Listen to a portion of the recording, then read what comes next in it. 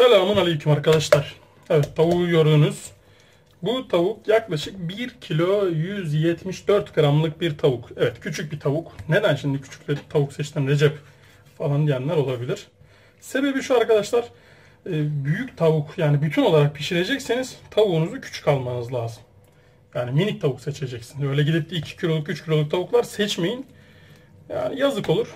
Pişiremezsiniz. Bakar durursunuz. Şimdi şöyle arkasından tutup şu yan taraftan girmek suretiyle aşağı doğru iniyoruz. Zaten gördüğünüz zaman lap diye ayrıldı. Şurasını çıkartmak isteyenler için tekrardan öbür tarafından girdiğinizde böyle boynundan çıkartırsınız. Olay biter. Sonra şöyle ters çevirirsiniz. Şöyle büyük iri kıllarını da alalım. Ters çevirirsiniz. Şöyle bir açıp şöyle bir bastır. Hop, bitti. Zaten kemik çıkar. Şuradan bir çentik kemiğini alalım. Tamam. Şimdi sevgili dostlar, şu kanatlarını da düzeltek. Böyle çevirdik. Şunu da kenara. Hemen şunu güzelce bir yıkayalım şöyle temizcene. Dostlar, şimdi daha işi bitmedi bunun. Hemen bir tane çatal alıyorsunuz şöyle. Bunu kabından çıkartalım. Şöyle ters çevirip bir tane büyük bir çatal. Başlıyoruz deşmeye. Şöyle güzelce her yerini deşeceksin abicim. Bak.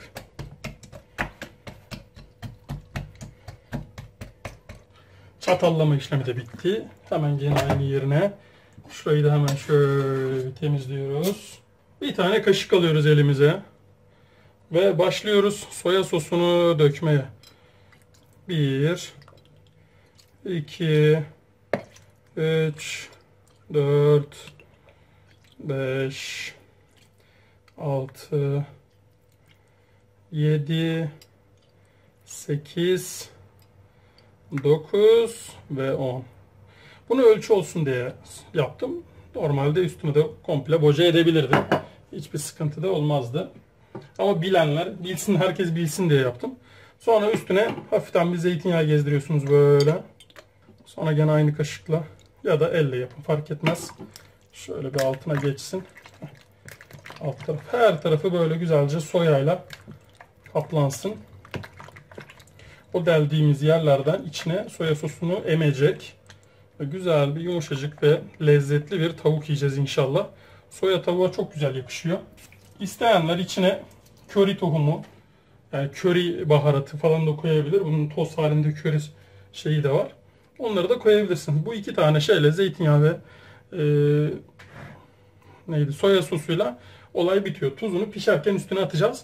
Ayrıyeten pişerken böyle bırakmayacağız. Gene domates rendesi, yani hazır satılan domates rendesini hafif bir sulandırıp zeytinyağı vesaire ya da suyla karıştırıp üstüne böyle süreceğiz ki hem yumuşaklık hem de daha güzel bir lezzete kavuşsun. Hadi arkadaşlar, pişim aşamasında görüşürüz. Bir yere ayrılmayın. Evet, bismillahirrahmanirrahim. Şöyle.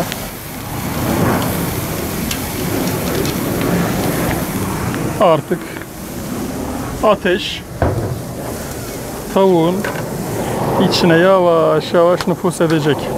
Yani tabii bunu ne kadar zamanda yapacak? Şöyle bir yarım saat 45 dakika sürecek bu. Alt tarafta ateş yanıyor. Şimdi biraz daha kaldırdım. Evet. Bayağı bir kaldırdım. Görebilirsiniz. Mesafesi belli oluyor. Neredeyse bir karış yükseldi.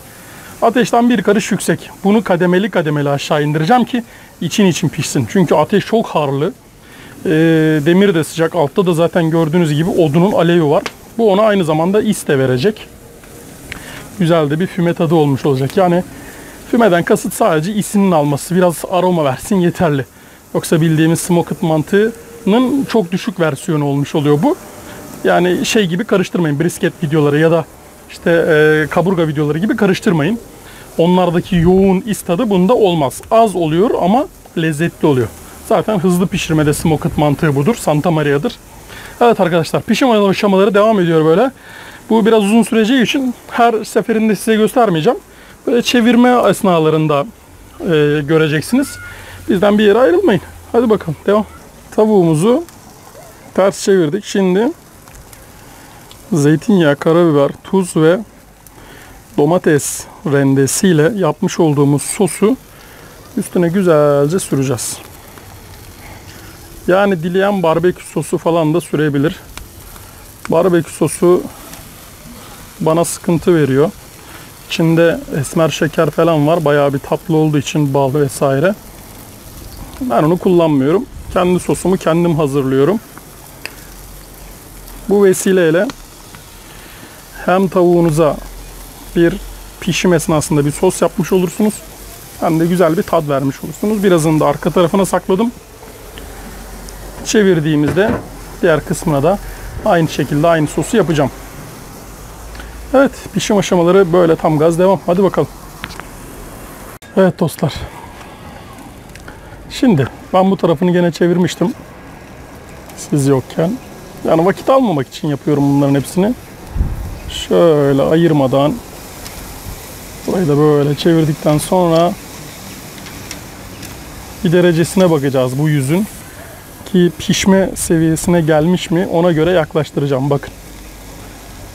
52-53 derecelerde, 57 derecelerde, 56. Butlara bakıyorum özellikle 63. Yani bu tarafı 60 iken bu tarafı 57 falan geliyor. Göğüse bakalım. 55-56 görebiliyorsunuz değil mi? Bakayım. Gözüküyormuş evet. Gene buradaki 54, 52 falan. Evet. Kanatlar zaten fazla bakmaya gerek yok. Kanatlar ince. Evet sevgili dostlar. Şimdi o tarafı da biraz pişsin. Derili olan yüzeyi. Ondan sonra kademeli olarak yavaş yavaş indireceğim. Hatta birazcık indireyim. Çünkü artık 65'lere falan gelmesi lazım her tarafın. 70 derecede kompresini alacağım. Ve yemeye başlayacağız. Sevgili dostlarım. Artık yavaş yavaş beni al beni al diye bağıran tavuğumuzu bir kere daha çeviriyoruz. Şöyle. Şunu da çevirelim. Tam da böylemesine. Birbirlerinden ayrılmasınlar değil mi? Ve sonra son darbeyi vuruyoruz artık. Şimdi bir derecelerine bakalım. Ben az önce bakmıştım. 60 derecenin altında olan yer yoktu. Bakın. 62, 63. Görebiliyorsunuz. 70. Keza buralarda öyle. Buradan bakalım. 65, 63, 64 derece. Gene öyle. Kanatlara zaten bakmaya gerek yok. Her tarafı 70'in üstünde. Bu bacağa bakalım. 69, 68. 68. Burası da 69, 70. Buralarda 66. Şimdi bu tarafı pişirdiğimizde, yani derili kısmını pişirdiğimiz tarafta artık alma zamanı gelmiş demek oluyor. Yani bu son aşama. Birazdan alacağım. Olay bitecek. Evet arkadaşlar. Tadım aşamasında görüşürüz. Bir yere ayrılmayın. Hadi bakalım. Evet arkadaşlar. Geldik şimdi tadım olayına. Şimdi Bismillahirrahmanirrahim deyip hiç uğraşmadan şöyle soğumuş olan, hafiften soğumuş butumuzu şöyle bir şu kemiğinden bir ayıralım önce, değil mi? Bundan sonra hala sıcak. Şöyle bir tadına bakalım.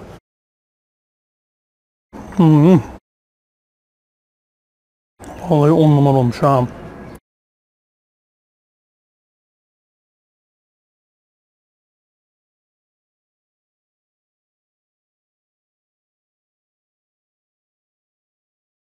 Süper ötesi. Vallahi billahi. Sos muhteşem yakışmış. Harika bir tat vermiş. Yani denemenizi acayip tavsiye ediyorum. Şu anda bir de güzel de bir füme tadı var. Yani is tadı var. O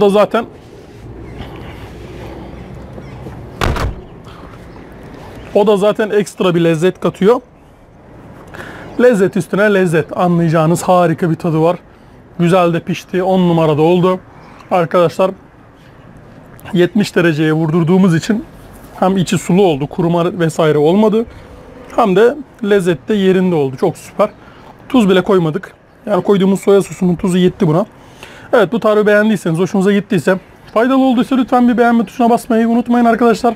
Ve halen daha abone değilseniz, hatırlatma babında söylüyorum. Lütfen yanlış anlamayın. Bir de abone olup bize destekte bulunabilirsiniz. Bir başka videoda görüşmek dileğiyle ya da ümidiyle. Allah'a emanet olun. Kalın sağlıcakla.